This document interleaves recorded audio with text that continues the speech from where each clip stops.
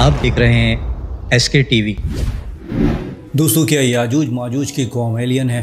क्या उस कौम को हज़रत ज़ुल्करनैन अलैहिस्सलाम ने ज़मीन के अलावा किसी और प्लेनेट पर कैद किया था? जबकि याजूज माजूज के बारे में हमें ये बताया गया है कि इस कौम की तादाद ज़मीन पर रहने वाले इंसानों से भी 10 गुना ज़्यादा होगी। मिसाल के तौर पर अगर आज इंसानों की तादाद इस ज़मीन पर 8 अरब है तो याजूज माजूज की तादाद 80 अरब होनी चाहिए। और दोस्तों, हज़रत ईसा अलैहिस्सलाम तो आसमान से ज़मीन पर तशरीफ़ लाएंगे और आपके पास अल्लाह सुब्हानहू व तआला की अता करदा बहुत सी मौजज़ाती ताकतें होंगी। और इसी तरह दज्जाल भी ज़िंदा है और किसी मकाम पर कैद किया हुआ है, और क्या पता वो भी किसी खुफिया दरवाजे से इस ज़मीन पर खुरूज करे। वल्लाहु आलम। और दोस्तों, हज़रत ईसा अलैहिस्सलाम के पास दज्जाल से कई गुना ज़्यादा मौजज़ाती ताकतें होंगी जो इस दुनिया के अजीम तरीन फितने को अपने हाथ से कत्ल करेंगे। जबकि दज्जाल के फितने से हज़रत आदम अलैहिस्सलाम से लेकर हमारे प्यारे नबी हज़रत मोहम्मद मुस्तफ़ा सल्लल्लाहु अलैहि वसल्लम तक तमाम अंबिया अलैहिस्सलाम ने अपनी अपनी उम्मतों को दज्जाल के फितने से डराया और ख़बरदार किया है। और दज्जाल जैसे इतने अजीम फितने को जब हज़रत ईसा अलैहिस्सलाम खुद कत्ल करेंगे और पूरी रूह ज़मीन पर अमन और दीन इस्लाम का निफाज फरमा देंगे कि कोई घर ऐसा ना होगा जहां अल्लाह और उसके रसूल सल्लल्लाहु अलैहि वसल्लम का कलमा दाखिल ना हो जाए। और इतनी ज़्यादा पावर्स होने के बावजूद अल्लाह सुब्हानहू व तआला क्यों हज़रत ईसा अलैहिस्सलाम से ये फरमाएगा कि आप तमाम मोमिनीन को लेकर कोहे तूर के पहाड़ पर चले जाओ, क्योंकि मैं अब ऐसी कौम निकालने वाला हूँ जिसका मुकाबला करने की ताकत इस रूए ज़मीन पर किसी में नहीं। दोस्तों, वीडियो के इस मकाम पर मैं आपको मौजज़ात के बारे में बताता हूँ कि जैसे ही मक्का में खाने काबा के पास मकाम और रुकन के दरमियान गैब से निदा आएगी, ऐ लोगो, ये अल्लाह का खलीफा महदी है, इसलिए तुम इसके हाथ पर बैत कर लो, तो समझ लीजिएगा कि अल्लाह की मदद आ गई और मौजज़ात होने का ज़माना शुरू हो चुका है। और उम्मत ऐसे ऐसे मौजज़ात अब अपनी आंखों से देखेगी कि जिनकी उम्मत को सख्त ज़रूरत है, मगर अल्लाह की मदद जब तक नहीं आएगी और मौजज़ात जब तक नहीं होंगे कि जब तक हम खुद अपनी मदद के लिए खड़े नहीं हो जाते। और आज फ़लस्तीनी और तमाम दुनिया के मज़लूम मुसलमान मौजज़ात के मुंतज़िर हैं। और जिस दिन तमाम उम्मत रंग व नस्ल फ़िक़ा व मसलक से बाला तर होकर मुत्तहद और एक हो गए तो यकीन मानिए अल्लाह सुब्हानहू व तआला की मदद ज़रूर आएगी और मौजज़ात होना शुरू हो जाएंगे। क्योंकि आज हमारे दिलों में वहन की बीमारी लग चुकी है, और वहन, हमारे प्यारे नबी सल्लल्लाहु अलैहि वसल्लम ने फरमाया कि वहन वो बीमारी है कि मुसलमानों को ज़िंदगी से प्यार और मौत से नफ़रत हो जाएगी। जबकि मुसलमानों की तादाद तो उस ज़माने में बहुत ज़्यादा होगी, मगर ताकत बहते हुए पानी पर तिनकों की मानिंद होगी। जिस दिन मुसलमानों का ईमान जंगे बदर के 313 असहाब की मानिंद हो गया तो मुसलमान अपने से 3 गुना ताकतवर फ़ौज को भी शिकस्त देने के काबिल हो जाएगी। क्योंकि अल्लाह सुब्हानहू व तआला की मदद भी जंग के मैदान में उतरने वालों को ही हासिल होती है, और फिर मौजज़ात होना शुरू हो जाते हैं। अब अल्लाह सुब्हानहू व तआला की मदद तो हमारे इंतज़ार में है कि कब तमाम मुसलमान कुफ्र के ख़िलाफ़ इकट्ठा होकर खड़े होते हैं ताकि अल्लाह की मदद तुम्हारे लिए नाजिल की जाए और मौजज़ात शुरू किए जाएं। यानी अल्लाह सुब्हानहू व तआला की रहमत व मदद इस रूए ज़मीन के तमाम मुसलमानों के मुत्तहद होने का इंतज़ार कर रही है। और जब मुसलमान मुत्तहद होंगे तो मैं आपको ख़ास मौजज़ात गिनवा देता हूँ। पहला मौजज़ा मशरिक़ में मुसलमानों को मुत्तहद होना और खुरासान से काले झंडों वालों की खिलाफत कायम होना। दूसरा मौजज़ा हज़रत इमाम महदी अलैहिस्सलाम का ज़हूर होना है। तीसरा मौजज़ा मकाम बैदा पर ज़मीन का धंसना और सुफियानी के लश्कर का इसमें गरक हो जाना। चौथा मौजज़ा मुसलमानों का इमाम महदी अलैहिस्सलाम की क़यादत में मस्जिद अक्सा यरूशलेम को फ़तह करते करते कुस्तुनतुनिया तक पहुँच जाना। इसके बाद दज्जाल का खुरूज होना। और पाँचवा मौजज़ा आसमान से हज़रत ईसा अलैहिस्सलाम का तशरीफ़ लाना और दज्जाल को मकाम लुत पर कत्ल करना। और इसके बाद पूरी रूए ज़मीन पर दीन इस्लाम का नाफिज करना। दोस्तों, ये तमाम तफसील और डिटेल बताने का मकसद ताकि आप ये समझ सके कि अल्लाह सुब्हानहू व तआला अपने तमाम मौजज़ात को ज़ाहिर कर देगा और पर्दे को दुनिया से हटा देगा। और इस वक्त जो कुछ भी हो रहा होगा वो गैर फितरी और गैर मामूली होगा। और जब दज्जाल को कत्ल कर दिया जाएगा और पूरे रूए ज़मीन पर दीन इस्लाम फैल जाएगा तो इसी ज़माने में अल्लाह सुब्हानहू व तआला हज़रत ईसा अलैहिस्सलाम को हुक्म देगा कि आप तमाम मोमिनीन को कोहे तूर के पहाड़ पर ले जाएं। यानी उसी मकाम पर जहां अल्लाह सुब्हानहू व तआला हज़रत मूसा अलैहिस्सलाम से कलाम फरमाता था।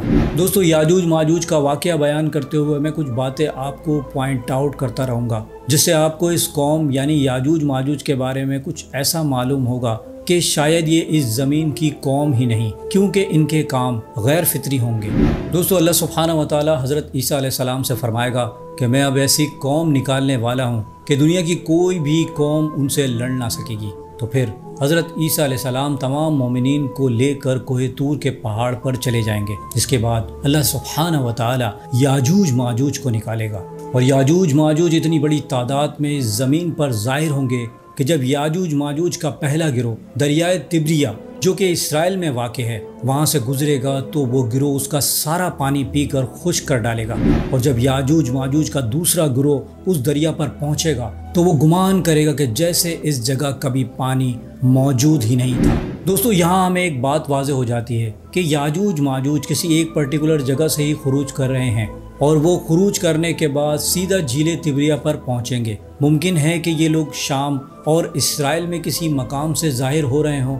अब अगर मैं झीले तिब्रिया से एक गोल दायरा बनाऊं तो इन जगहों पर कौन कौन से ममालिक और कौन कौन सी जगहें आती हैं। अस्फहान से लेकर मक्का और जॉर्जिया में वाक़ कोकाकस माउंटेन, जिन्हें हम उर्दू में कोहे काफ बोलते हैं।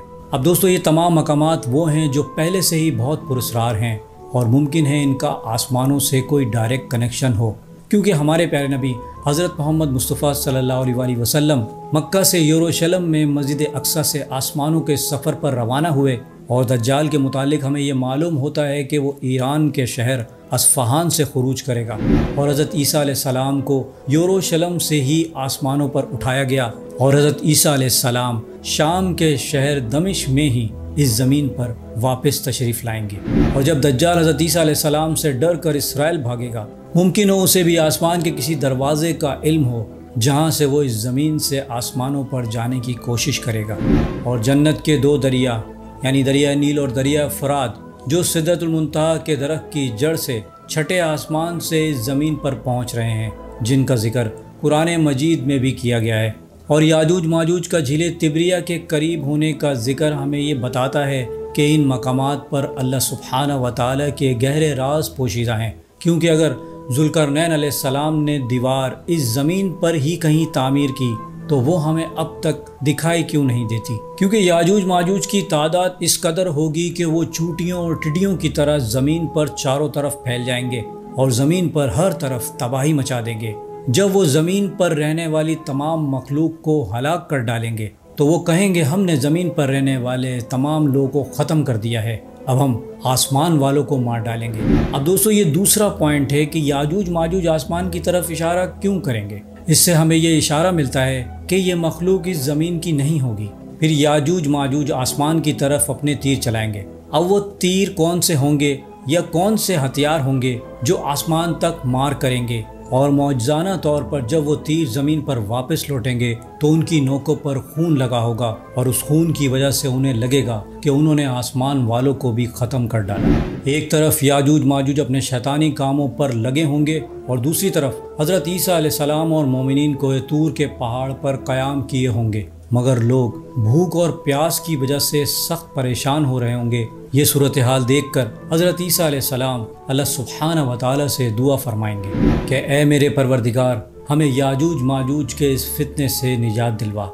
फिर अल्लाह सुब्हानहू व तआला हज़रत ईसा अलैहिस्सलाम और मोमिनीन की दुआ को कबूल फरमाते हुए याजूज माजूज की गर्दन में एक ऐसा कीड़ा पैदा फरमाएगा कि जिससे तमाम याजूज माजूज एक ही रात में हलाक हो जाएंगे। और जब याजूज माजूज का खात्मा हो जाएगा तो हज़रत ईसा अलैहिस्सलाम तमाम मोमिनीन के साथ कोहे तूर के पहाड़ से नीचे उतरेंगे और वो देखेंगे कि सारी ज़मीन याजूज माजूज की लाशों और बदबू से भरी पड़ी है। हज़रत ईसा अलैहिस्सलाम फिर अल्लाह सुब्हानहू व तआला से दुआ फरमाएंगे कि ऐ मेरे परवरदिगार, हमें इन याजूज माजूज की लाशों से भी निजात अता फरमा दे। दोस्तों, याद रखिएगा कि याजूज माजूज दुनिया के इंसानों की आबादी से भी 10 गुना ज़्यादा और ताकतवर होंगे। चुनांचे अल्लाह सुब्हानहू व तआला हज़रत ईसा अलैहिस्सलाम और मोमिनीन की दुआ को कबूल फरमाते हुए एक तेज़ हवा चलाएगा जिससे उनकी बदबू ख़त्म हो जाएगी और एक किस्म का परिंदा भेजेगा जो उनकी लाशों को उस जगह ले जाएंगे जहां अल्लाह सुब्हानहू व तआला उनको हुक्म देगा। अब ये परिंदे कितने बड़े होंगे और वो कहाँ से आएंगे, इसके बारे में हम इंसानों को कोई इल्म नहीं। इसके बाद ज़मीन पर इतनी बारिश होगी जो ज़मीन को एक नई ज़िंदगी फराम करेगी और अल्लाह सुब्हानहू व तआला ज़मीन को हुक्म देगा कि अपनी नेमतें और ख़जानों को ज़ाहिर कर दे। और फिर अल्लाह सुब्हानहू व तआला की इतनी रहमत और बरकत हो जाएगी कि एक अनार लोगों का गिरोह पेट भर कर खा सकेगा और एक गाय का दूध पूरे कबीले के लिए काफ़ी हो जाएगा। फिर हज़रत ईसा अलैहिस्सलाम 40 साल तक मुसलमानों के दरमियान हुकूमत करेंगे और फिर इस रूए ज़मीन पर उनकी वफ़ात हो जाएगी और मुसलमान उनकी नमाज जनाजा अदा करेंगे। अल्लाह सुब्हानहू व तआला से दुआ है कि हमारे ईमान की हिफाजत फरमाए और हमें अमले स्वाले कमाने की तौफीक अता फरमाए, आमीन। दोस्तों, उम्मीद करता हूँ मेरी वीडियो से आपकी मालूमात में इजाफ़ा होगा और कुछ नया जानने को मिला होगा। अगर मेरी वीडियो आपको अच्छी लगी है तो मेरी वीडियो को लाइक करें, मेरे चैनल को सब्सक्राइब कर लीजिए और बेल आइकन पर भी क्लिक कर दें। अब मैं मिलूँगा आपको एक ऐसे ही इन्फॉर्मेटिव वीडियो के साथ। तब तक के लिए अल्लाह हाफ़िज़।